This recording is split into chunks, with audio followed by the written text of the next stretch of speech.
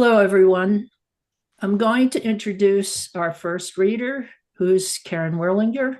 I hope I'm saying your name right. Am I saying your name Yes, right? you are. Okay, great. So Caren is a an author who's published a lot of novels in many genres, and she's a multi-time award winner, and we're very happy to have her reading for us today. So go ahead, Caren. Thank you, Elena.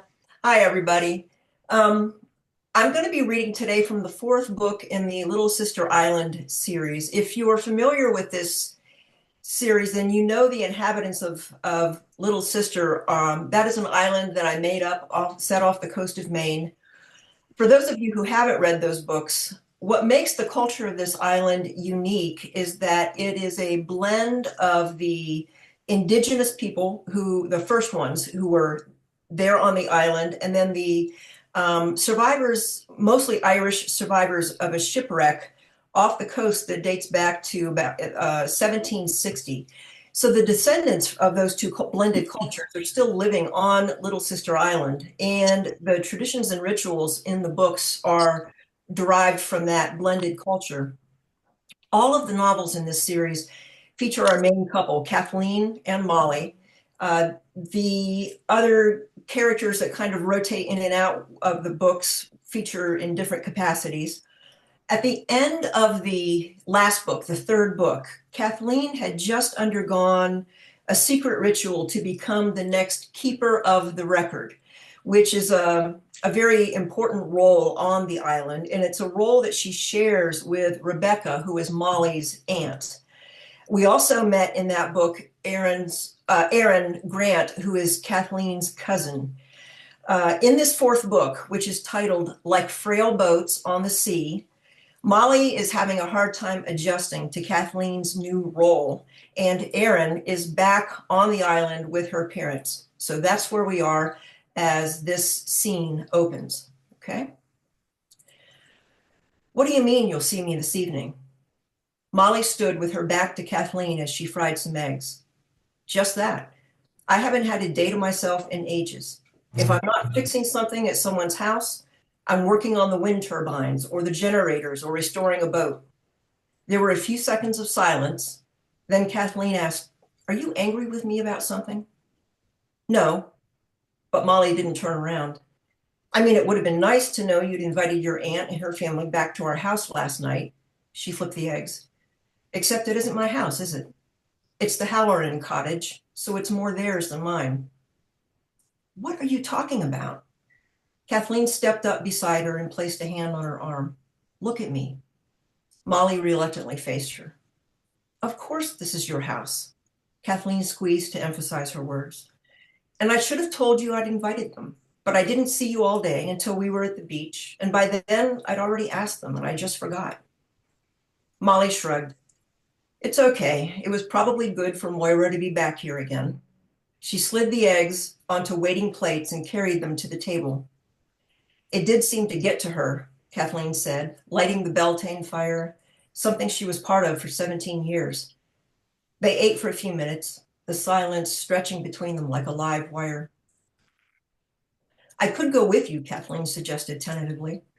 Whatever you're planning on doing, we could do it together.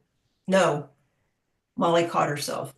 I mean, the Grants only have one more day here. You should probably do something with them before Aiden brings the ferry tomorrow. She quickly shoveled the last of her breakfast into her mouth and got up to wash her dishes. Behind her, Kathleen remained at the table. Molly opened the fridge and grabbed a bag she'd already packed. I'll see you tonight. Molly gave her a quick nod and rushed out the door, snatching a jacket hanging on one of the pegs. A cold front hanging over the island had brought near freezing temperatures overnight, but the sky was crystal clear. It was going to be a beautiful day. It was early, but a few islanders were already out, running errands or fueling up at the marina. She found her dad talking to one of the fishermen. I'm going to take my boat out for a while, she said. Joe walked down the dock with her to where the runabout was moored. By yourself? Yeah, just need some alone time. Molly peeled back the curmudgeon's cover and tossed her pack onto the rear seat. Everything okay, Mo? Joe untied the bow line while Molly climbed in and started the engine.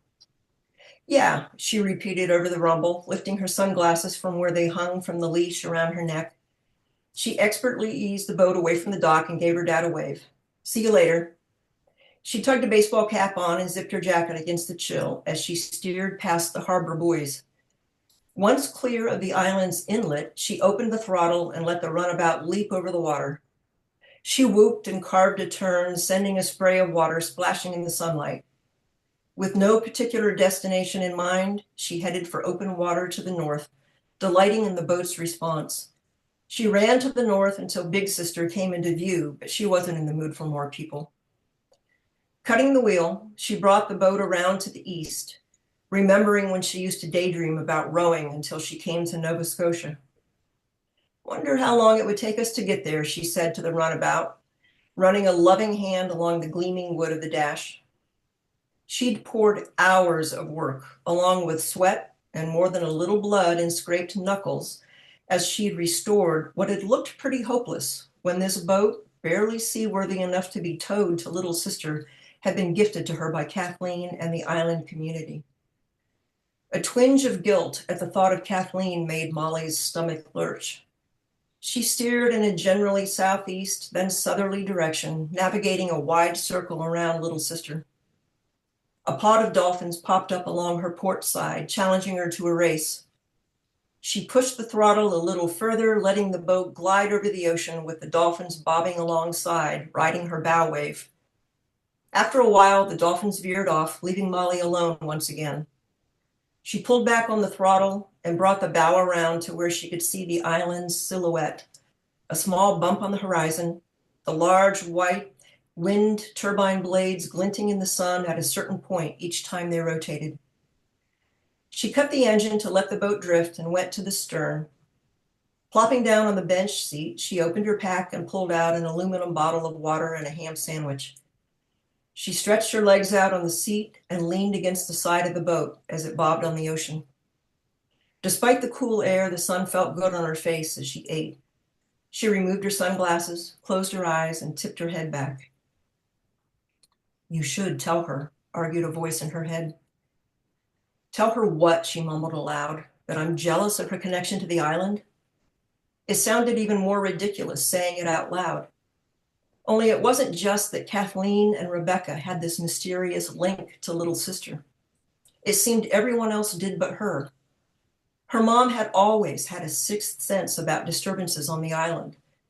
Meredith and her mother, before they'd ever set foot on Little Sister, had had dreams about it for years. Louisa was linked too, maybe by age, maybe by the connection to the ghost of her sister. Molly had to snort at that last thought. Good thing I don't have to take psychoevaluations for my job. She sat, her sandwich forgotten as she brooded.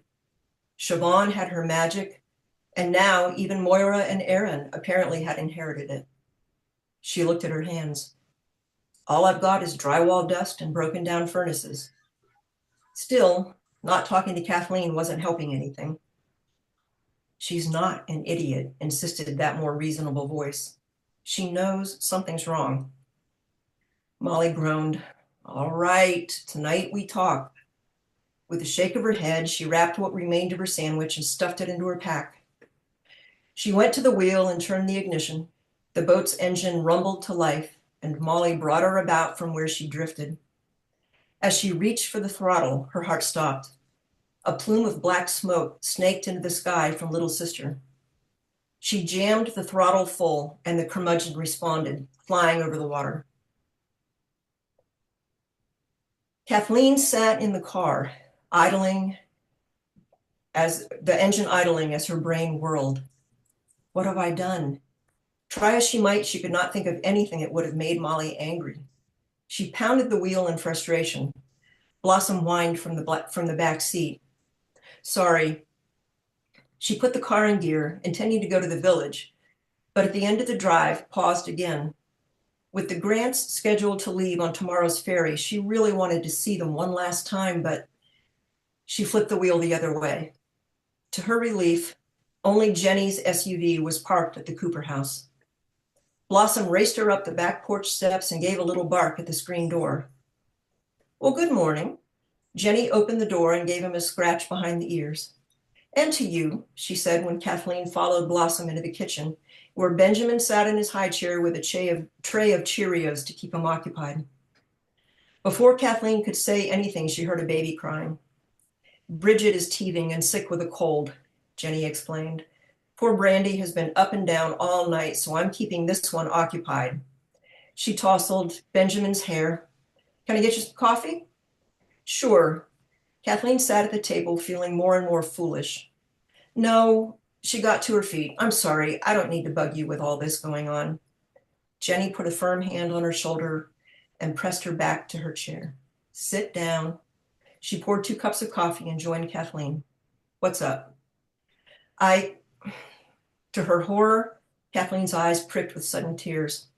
She took her glasses off and pressed her fingers to her eyes. "This is ridiculous. I shouldn't be running to you."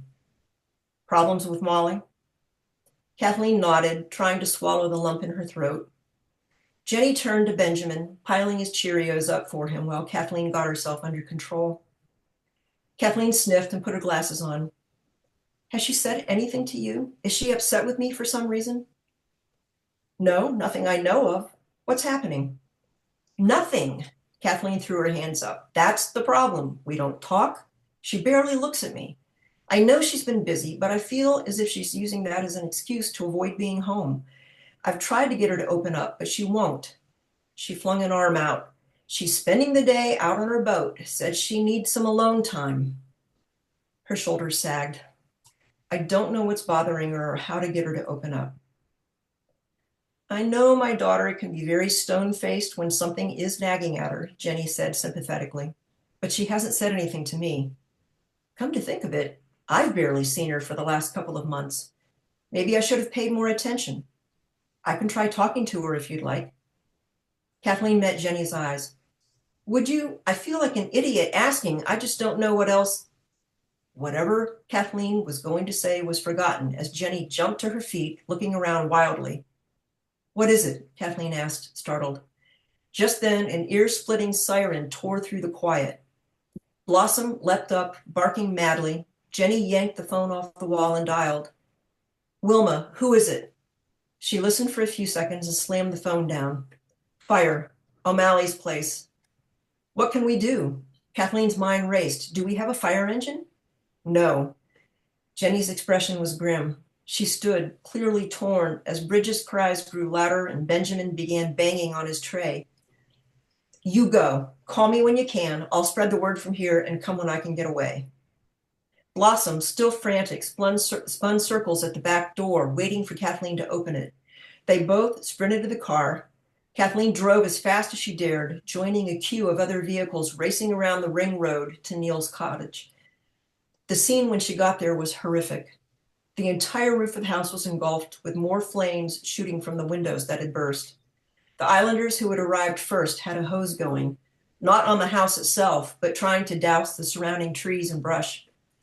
Kathleen's mouth hung open as she stood helplessly, unable to do anything but watch. Lena Clearwater approached and hooked her arm through Kathleen's. "It's awful," she said. Kathleen caught sight of Rebecca roaming the periphery of the activity, a distraught expression on her face. Kathleen and Lena went to her. "How?" Lena asked. "We'll have to figure that out." Rebecca's voice was grim. "Everyone here is usually so careful. We haven't had a fire in years." A vehicle skidded to a hard stop behind them, and Kathleen turned to see Molly jumping out of the Toyota. "What the?" Molly ran her hand through her hair as she stared at the skeletal remains of the roof joists. She closed her eyes. Shit. Joe was shouting at another group who was armed with shovels and rakes, trying to clear any brush or grass around the house that might catch. "I gotta help." Molly jogged to them and grabbed another shovel to begin hacking at a patch of grass. Kathleen cast a worried glance skyward. Embers drifted like a swarm of fireflies toward the trees on the east side of the house. Her lips moved in a silent prayer as the breeze swirled again. The embers spiraled over the charred house. Apparently satisfied that the surrounding trees had been protected as much as possible, the islanders with the hose trained the water stream on the main floor of the house. It seemed like an eternity, but eventually the blackened window openings were clear of flames. The men moved closer to try and aim the water further into the house's interior through the windows and door. After what felt like hours, the fire began to burn itself out. Molly and the crew who had been working on the trees and brush surrounding the house stood leaning on their rakes and shovels, staring helplessly at the scorched remains of one of the island's older dwellings. You! Everyone turned at the bellow coming from Neil O'Malley as he staggered around the house, his ruddy face smudged with smoke. He pointed at Molly. If you'd have fixed my furnace right, this wouldn't have happened. The islanders traded incredulous glances, but Neil stomped up to Molly and leaned in inches from her face. You're the only one to work on that furnace, and that's what caught. He jabbed a finger at the house. This is your fault. It's the end of that reading. Thanks, Caren. That's great. We have a lot of fans of your series here, I think, today. So I'm sure they're very happy that you gave them a little tease with that reading. Our next reader is going to be Rita Potter. So, Rita, step up. Okay. I'm going to be reading today from Holiday Hostage. You can see it. It's a non-traditional Christmas, a holiday story. After that, Oh, do we need to mute somebody? Okay. Got it. We good? Mm-hmm. Okay. It's a non-traditional holiday story. The story is going to start. Cass is in the makeshift dressing rooms in a high-end store in the Miracle Mile in Chicago. And that's where where I'm going to start my reading from. I wasn't sure what happened next. It was all a blur. I'd finished putting on my shirt and coat when shouting came from the front of the store. The hair on the back of my neck stood on end. My instincts were right about the hoodlums. Hopefully they'd fill their backpacks and get the hell out. What was that? The pregnant woman called from her dressing area. I'm not sure, I said. A couple of sketchy characters came in. Sounds like they're causing some trouble. I pushed my curtain back and stepped into the storeroom. She let out a gasp. Oh my God, I've read about things like this. Through the curtain, I heard several rapid breaths. Lamaze? Shit, she better not go into labor. Are you okay? Yeah, I'm fine. Her voice came out shaky. She inched open the curtain, still dressed in her graffiti shirt. She looked cute, but now wasn't the time to tell her that. Yelling from the front of the store grew louder. I couldn't understand all the words, and maybe I'd watched too many movies because I swear I heard, "Don't do anything stupid and nobody gets hurt." Did you hear that? Her eyes were enormous. Apparently, I wasn't imagining things. I nodded. We need to get out of here. But Shay's out there.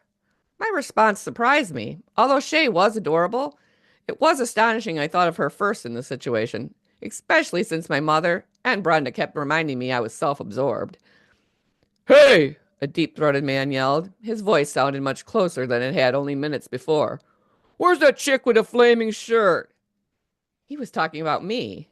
My gaze darted around the area. We should hide. The pregnant woman grabbed my arm and pointed toward the emergency exit. Then she ducked into her changing room and grabbed her coat. In her panic, she fumbled with it and it fell to the floor. I scooped it up and helped her put it on. She gave me a slight smile. Thanks. She waddled toward the exit. Come on. I'm going to check the back. The man's voice wafted through the door and the handle rattled. A woman's voice, which I assumed was Shay, called out, but I couldn't understand what she said.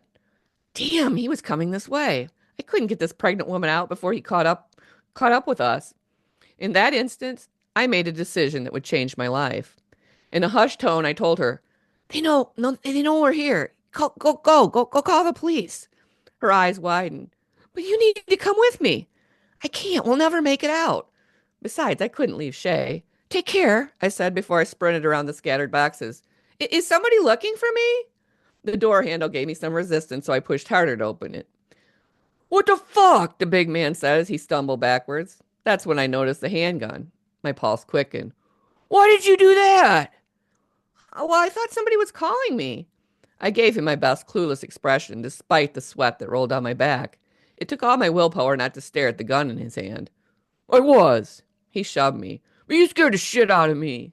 Sorry. I glanced around the room trying to appear casual. My breath caught when I saw the other customers. Shay and her coworkers were all lined up against the side wall. I met Shay's gaze but looked away quickly. I didn't want the goon to see anything. Anyone else back there? He eyed me with suspicion. Nope. I held up my shirt. I was just trying this on. What's happening? Unsure if it was wise to continue playing clueless, it still seemed like the right response. Fine, get your ass over there with the others. Thus started my third Christmas from hell. What were the odds? Once in line, I whispered to Shay, Are you okay? Yeah, she moved closer to me. Where's the pregnant lady? I tried not to smile at the thought of her escape. I didn't want to attract the idiot's attention. She got out the back door. Shay took in a gulp of air. Are you sure? Positive. Why didn't you go with her? Shay glanced at me before she returned to looking straight ahead. Too risky. With her belly, she wouldn't win any races, so I had to buy time. Besides, I didn't want to leave you. Me? She turned and stared, forgetting the creeps huddled across the store. You were worried about me? The man's voices grew louder. The smaller man was pissed off, gauging by his red cheeks. The large guy grabbed him by the shirt sleeve and pulled him further away. Perfect. I could answer Shay without worrying they'd catch us. Do you think it's ridiculous since we just met? Saying it out loud did make it sound kind of stupid. I had a split second to make a decision and your face flashed in my mind, so I stayed. Before Shay could respond, the middle-aged douchebag stepped from the line and sprinted past me. Stop! The grungy man yelled. I'll blow you away! The man kept running. A shot echoed off the narrow walls before the man fell to the ground. Beside me, Shay screamed. That's the end of my reading.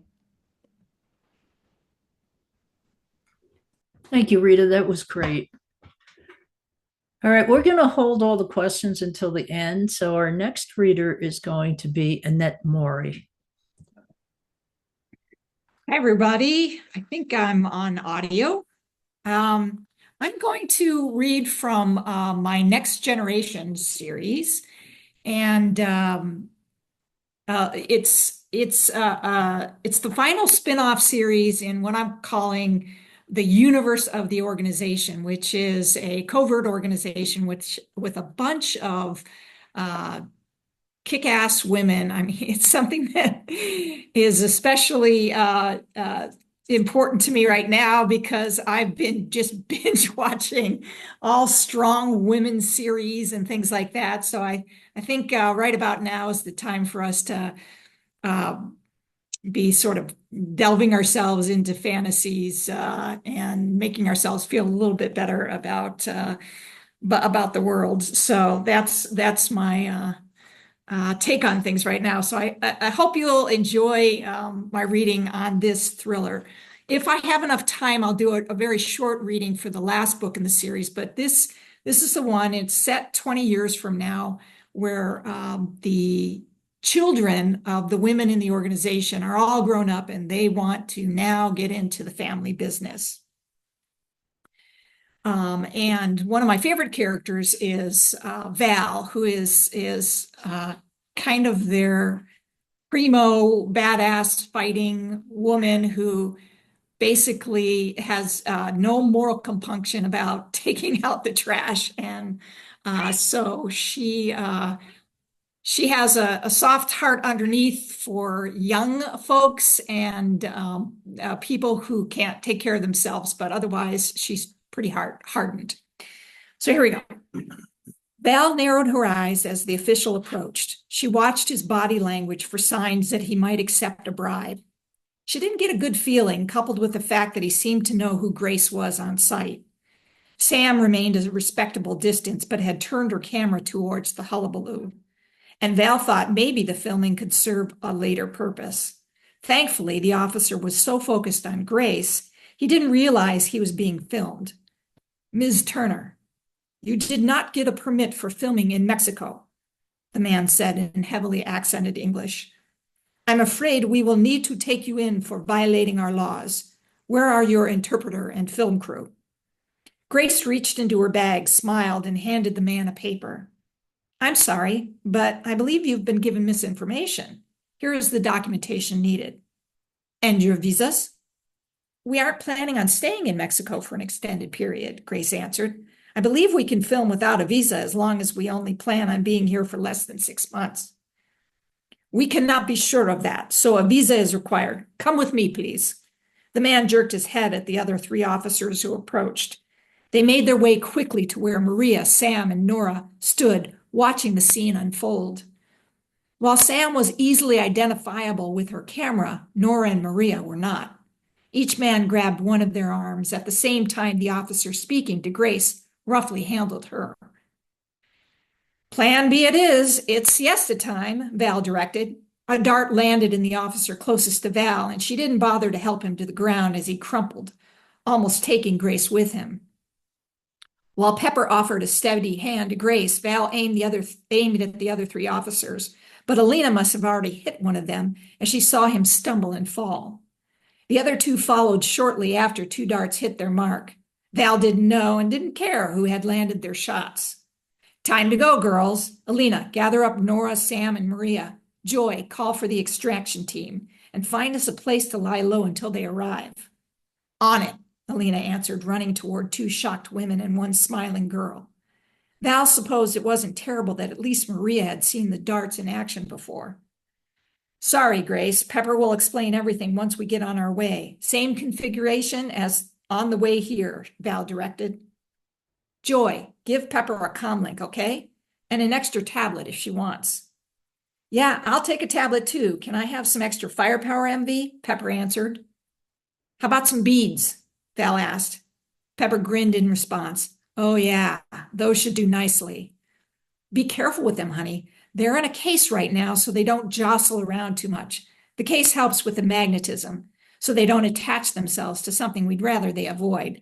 But it makes them easier to hit a moving car. Although they're still a little sensitive. Not my favorite thing to use, but your Aunt Rhonda has been a drooling maniac around them. Totally her thing. Grab some in the back of the SUV before you take off. You can't be too cautious now. They'll be desperate. If you see a tail, toss a bead. You know what to look for. Pepper nodded and touched Grace's arm. Who are you people? Grace asked. Everyone ignored Grace's question as Joy dug in her sling pack and handed Pepper a tablet and a small device that Pepper promptly stuck in her ear. Then she gently took Grace by the arm and led her to the rented SUV before jogging back and grabbing the case of beads that Joy had retrieved from their car. With the help of Maria, Alina corralled Sam and Nora into their vehicle. She accompanied Maria to the car loaded with Val on the driver's side and Joy sitting in the passenger seat with her eyes glued to her tablet as she typed away. Find us that location, Joy. Working on it, Aunt Val. Mama T activated the extraction team, but they need time to overcome a few barriers. They're trying to determine the best route, air or ground. No one wants to take the chance that the Mexican government will shoot them down if they enter their airspace without clearance. Understood. Val looked up and saw a bit of indecision as Pepper tried to evaluate who should drive the other vehicle. Val hit her comlink. Pepper, someone besides you needs to drive in case you have to toss a few beads out the window. Take shotgun and have Grace take the wheel. I have a sneaking suspicion she can do a good job keeping up with us if we have to use evasive driving maneuvers.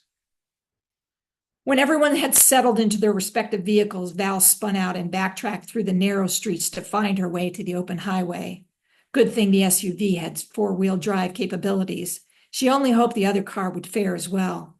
This only reminded her they needed new vehicles and fast.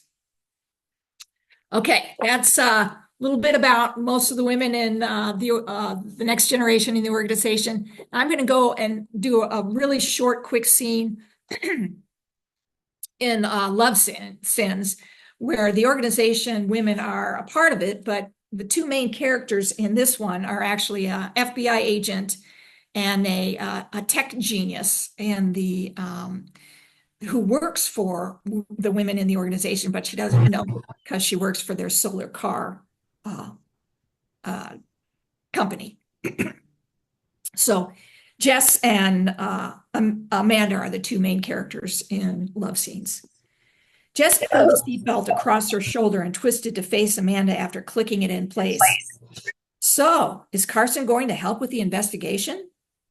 Amanda turned her head and backed out of the driveway, not looking at Jess. She answered, "She is, Nancy Drew." Ha ha, hilarious. Amanda smiled. "She's the one who gave you the nickname. I just thought it fit." "Does that mean you finally recognize my talents as a sleuth? Now that your investigation isn't official, I can help, right?" "There isn't even a slither of a chance that you'll keep your nose out of this, is there?" Jess grinned. "Nope." "Hey, I know Sadie may still be a target, but I get the sense that both Sadie and Joy are savants with computers. Maybe they can lend a hand if your tech person at the FBI can't officially work with us." Amanda glanced over at Jess. "With us?"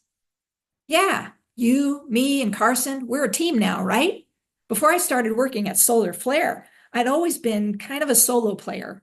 It's nice working for a collaborative organization. I enjoy being part of a team, especially an all-women squad." Okay, that's the short scene from Love Scene. So this trilogy is The Next Generation, Love Hacks, and Love Sins. Thanks, Annette. That was great. And you've all been so efficient and you've minded your time. So we have lots of time to have Q&A and discussion about what we've read, as well as other topics that people might want to bring up, questions you want to ask these three authors. I'm going to change the view so I can see everybody, but I would advise you also, if you have a question, you can drop it in the chat and I can make sure that we bring it up for our readers today. So, any questions for any of our readers? Don't be shy. And remember, you have to unmute yourself in order to ask a question.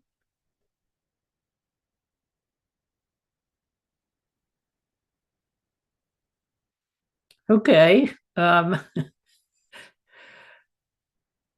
No questions? I can't believe that.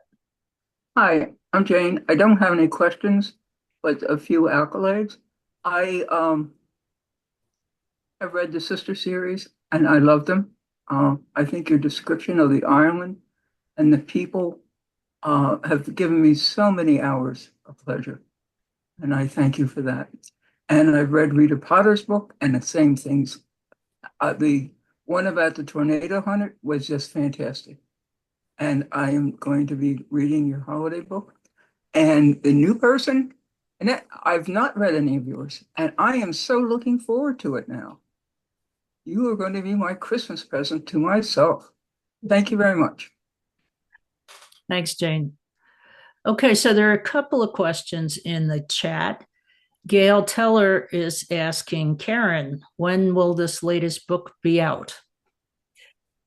That's a really good question.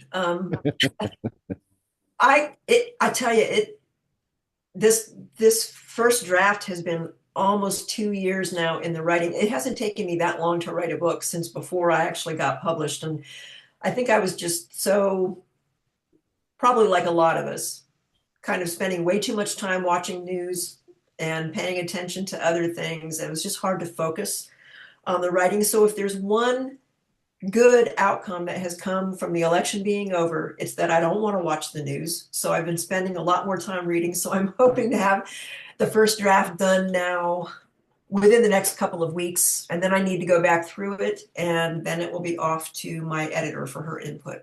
So I had hoped for a release by the end of this year, but that's not going to happen.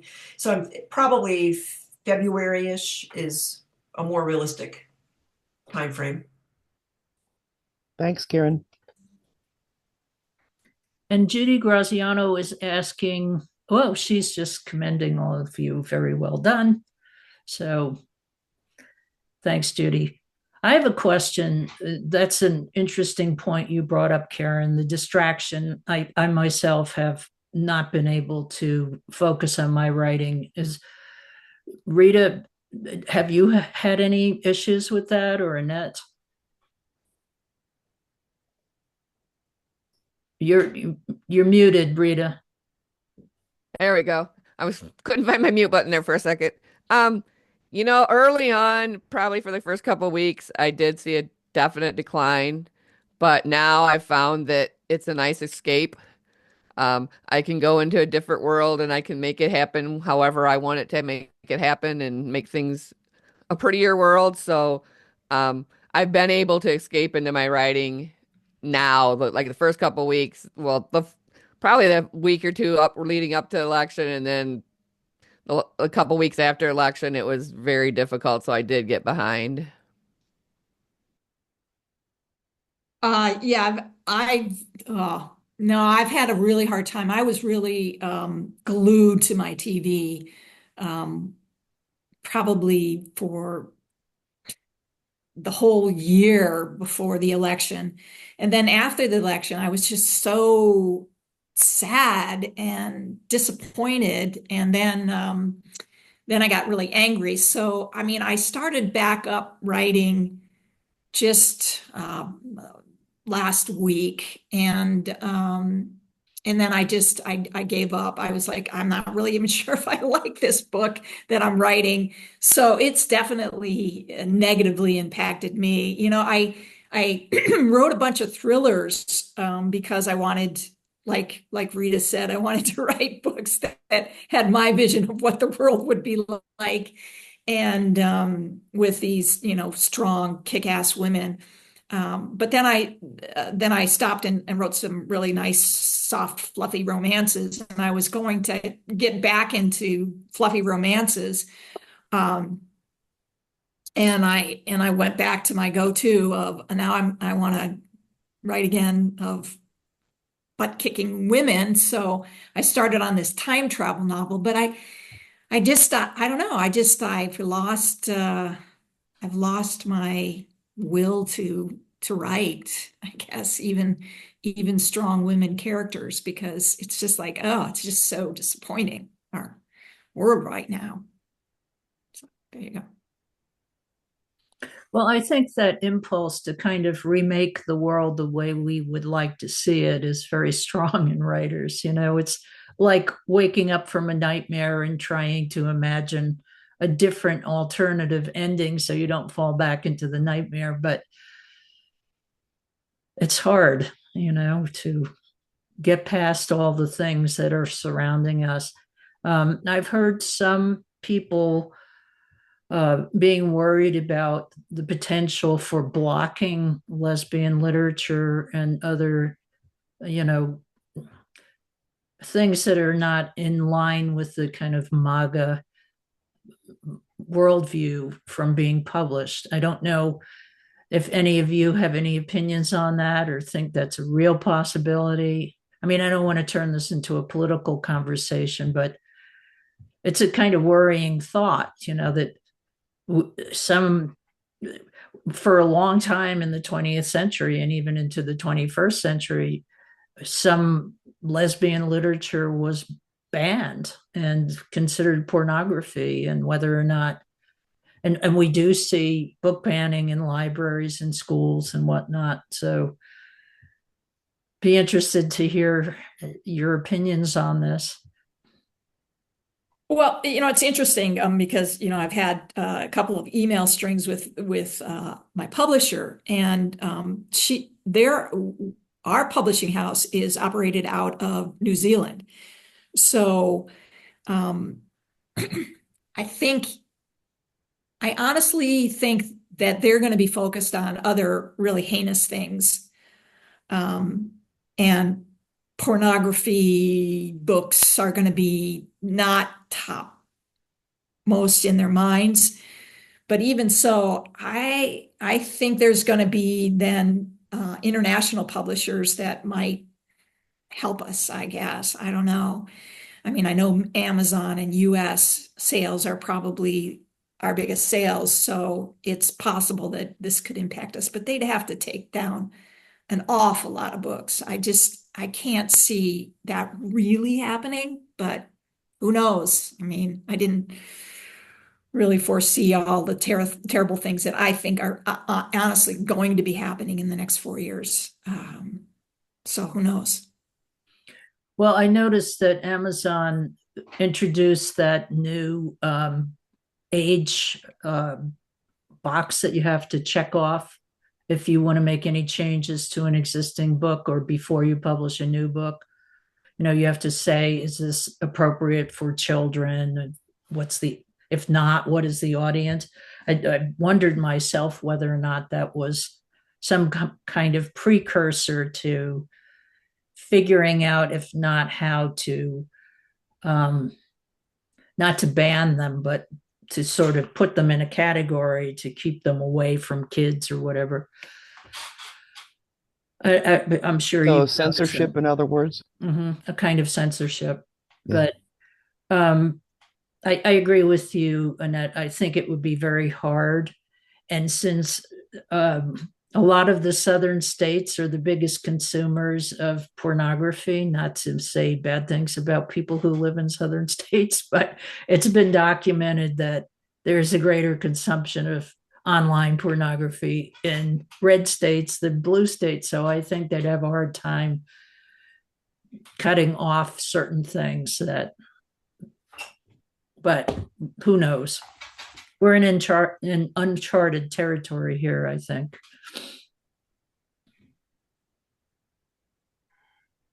Can I Okay. offer up something? Okay. Because I could go on about politics until the cows come home, but I'm not. I'm not going to. This guy has, or is going to try and appoint a clown car full of people who do not know what they're doing. Because, he takes them from the entertainment world or sports world or whatever. Let's not get ourselves too set on what's going to happen, because a lot of this stuff is not going to happen. I'm not saying it won't. I'm not saying it will. I'm just saying, keep your counsel for a little while and see what happens. Be ready. Be ready to spend more money. Be ready to not buy a lot of things that you don't need. But just this guy is, he's not playing with a full deck. And he's going to appoint a lot of people who don't know which levers to pull to get stuff done. So that's all I'm going to say. I'm see what happens. I'm just going to see what happens. I think it's so important for us to just remain calm. Hard to see the loss that those of us are pushing 70 or in our 70s when we've worked for 5, 6, 7 decades, at least 4, 5, 6 decades, and know that all of the good that we did as professional women in our other jobs before we started writing. So I feel really strongly about self-care and us taking care of ourselves first, because we are the mothers that have to put the mask onto the kid, okay, to breathe in the airplane that is going down. And I'm very concerned about what's going to happen with youth, just because they will have to hide again, like many of us had to in the 70s. So that's all I'll say about that. I think we just have to be strong women that we are, and decide how you want to deal with the politics of it all. There's all kinds of marginalized people that are going to be affected. And so wherever your niche is, be helpful where you can be helpful. Be helpful where you can be kind. Helpful where you can be thoughtful and give voice to those that just won't have the strength anymore to fight for themselves.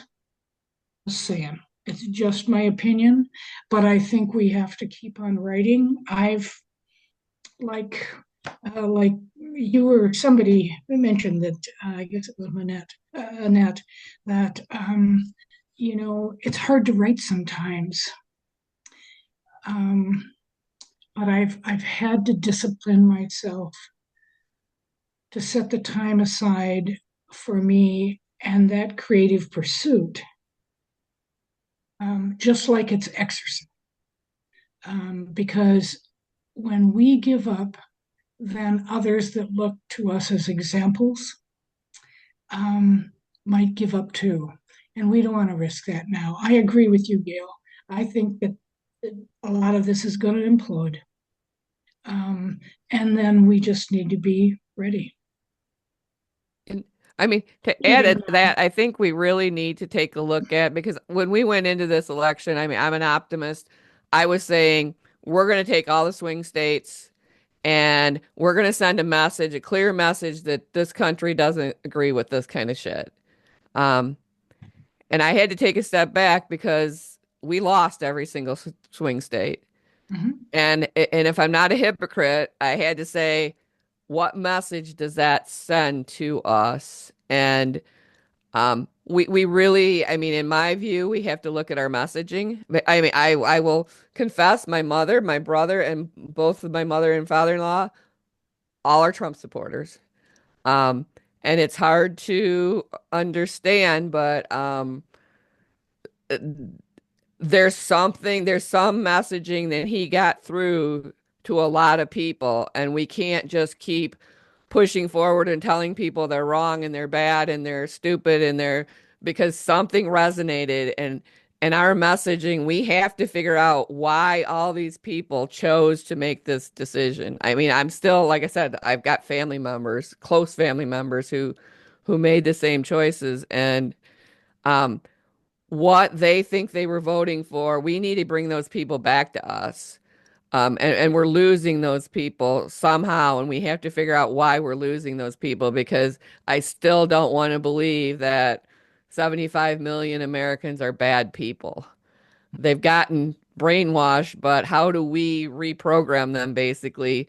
And the message of, you know, you're homophobic, you're this phobic, you're that, you're a racist, you're all these things, is just driving people away from us. So how do we bring them back to our side? And that's, I think, what we need to figure out in the next 2 to 4 years, because our messaging is not working. I mean, like I said, my own family, my messaging is not working. So I don't know what the answer is, but we got to find it. Couple things, I Rita. appreciate your comments, Rita, especially because you and I live a state away, and we were one of the swing states. I've I've been talking to all of my depressed friends about the fact it's one race. It's 4 years. This country has gone on for what, 200, almost 250 years. It's always been a struggle, but voice is important. I also think example is important. And for, Jay and I never thought that we were going to be the elder statesmen in our community. But what the families have seen is that we're examples. We worked hard, we raised families, we launched kids, and we're still active in the community. We're just Americans.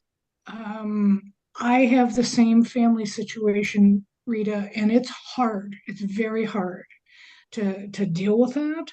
But the best thing that I know I can be is to just be me and be an example for goodness, kindness. Wait a minute, let's think about this, how this affects others. I mean, sometimes you have to interject yourself, and a lot of other times we might be the most thoughtful observers to guide others. So I this isn't a political thing for me. This is a very spiritual thing for me, and just think that we just have to run the whole race, because we still have time to turn some things, and we don't need to turn things around. I mean, our generation already did that. We just We have to hold on and be strong and just be available to others who are really, really struggling. And there are going to be, you and I, as social workers, both know there are many marginalized people that will, they're going to get lost. So even in retirement, I'm thinking about how can I just be a vessel? We just need to be a vessel of kindness and goodness and not get caught up in the stuff. I have a partner who wants to watch the news 24 hours a day, and I'm like, I can't do this. We got to do other things, and that includes all of our creative resources that we have to message to our readers and to new readers about how valuable our stories are. I do think I do believe that social change is impacted by media, whatever media, whether it be books or movies or television or whatever we can do to put spotlight um, on the reality for many of those individuals to help people see those who are different from them as human beings, as not as different as they believe they are, and to put, that humanity, when we think about in history, there have been, writers and other individuals who have created that kind of media to change public perception of things. And I don't think that it was what did we do wrong? Did we wave our flags? And that, to me, that is, I wouldn't put the fingers at that. I put the fingers at a very talented person in creating media lies. Trump was absolutely masterful in that. So what do we need to do to change that narrative? Let's do it. Let's do it as writers. Let's do it as individuals who create media, because that's what's going to change public perception, is those things. It's, and in my state, it's very clear that used to be a very blue state, that people are just done with it. I call it they're done with it. They don't want to be leaders anymore. They don't want to be brave. They want somebody to just handle it so that they don't feel whatever pain it is that they're feeling. And that in the long term, that's something that could be maybe one of my roles, to just be able to help people still be strong, we're the grown-ups, for God's sake. And we have to, well, I believe that we should continue to be examples for whatever it could be. And so I really need to stop talking so others can speak. So I'm going to mute myself. Well, Sue Hannah has a question. Sue, you need to unmute yourself. There we go. Okay. It's not so much a question. And I'm been a real political junkie. I was a lawyer for the Oregon legislature for many years and now retired. And I had to stop watching the news. So all of the authors out there can take comfort. I'm going through a book at least every 2 days and sometimes every day.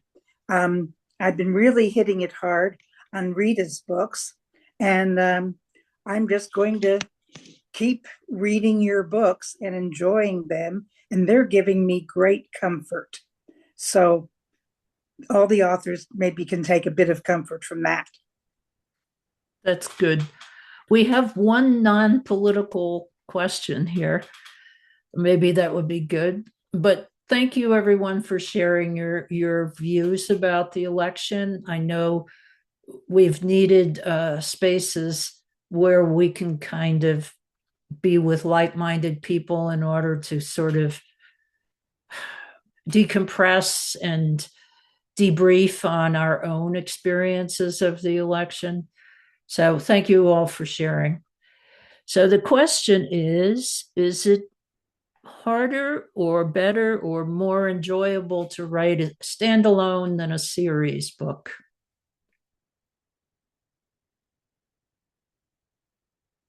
Anybody want to take that one? Sure, I'll take it. When I started out, I had always thought that there's no way I'm not going to write any series books. I wanted to be a standalone. I didn't want to get pigeonholed into one subgenre, so I wanted to write fantasies and sci-fi and romance and thrillers and everything else. And then I wrote my second book, Asset Management. And so many people said, we want a sequel, we want a sequel, we want a sequel. So I finally gave into that. And then I fell in love with the characters in that series. And it became very easy to write series books because I would bring back these comfortable characters that I knew really well. And so from that perspective, I would say series books can be very easy to write.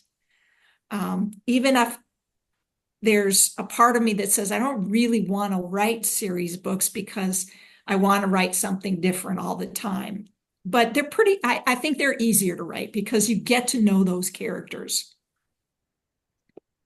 I'll talk to that as well. It is the location. When I first, like Annette, I had no intention of writing a series, but when I wrote the first Little Sister Island book, When the Stars Sang, I just loved the island location so much, and it's kind of quirky, unique characters, and it was fun to think about going back there to visit the island again and to spend more time with the characters. The challenging part, though, that I've found now that I'm into the fourth book, and I don't know that there will be a fifth, but the challenging part is that as the series has gone along and more characters from outside have been introduced, you find yourself then, well, the logistical part is trying to remember all the details so you don't mess anything up that a reader's going to remember. But then it's like, how do you not get bogged down with like doing little cameos of every single character you've ever introduced? But that some of those characters might be some that the readers have really enjoyed and they want to know what's happening with them. So trying to find a balance there of focusing on the current storyline, not losing track of where those characters have been and the things that have happened, and trying to figure out how much time to spend bringing in the peripheral characters that you've introduced in prior books, and still move the story forward. So that's a challenge, I think, when writing sequels. And I've only written one series by accident, just because my first book was too long. My dystopian one was too long, and I had to break it into two, and then I ended up with a trilogy. They are a lot different to write, and I have so many standalone ideas that they keep getting in the way because it's like, oh gosh, if I start a series and I'm only writing 3 a year and people want the series to come out, then I'm going to be stuck in one idea. So, but when I retire, which hopefully will be soon, I do want to tackle a urban fantasy series with a social worker who's working amongst the vampires and the werewolves and all these, and a social worker for all these creatures that I can kind of have a series going, but I'll always have to have a standalone going because I just have so many lists of topics I want to tackle that I don't think would make for a good series. So I'd like to do both. I just want to speak to what Caren said about keeping track of, and also Annette, about keeping track of the details of the characters. So some, smarty pants doesn't come out there and say, yeah, but you called this character X in the other book, or their hair was blonde and you made it red or some damn thing like that that you don't really think about. And like Caren, I find it hard, especially because I always introduce some new characters in books, or at least expand on some characters that were introduced in another book. And I'm on book 11 of the Hobbes series now, and trying to decide which scenes and which characters to focus on. And again, just like you said, there'll be somebody out in the audience who really loves a character who's not focused on in that particular book. And, you're wrong. That's my favorite character. So there are a lot of challenges in writing series that people don't really think about as a reader. Okay, well, our time is pretty much up. Does anybody have any last minute questions or comments? I want to thank everybody for coming. This is always nice to get a chance to interact with readers and just to chat with books and find a nice space where it's just a relaxing, comfortable space. So thank you everybody for coming. Agreed. Thank you so much, and so honored to be with two other really great authors that I respect so much, and and then our host Alina, who is fabulous in her own right. Oh, thank you.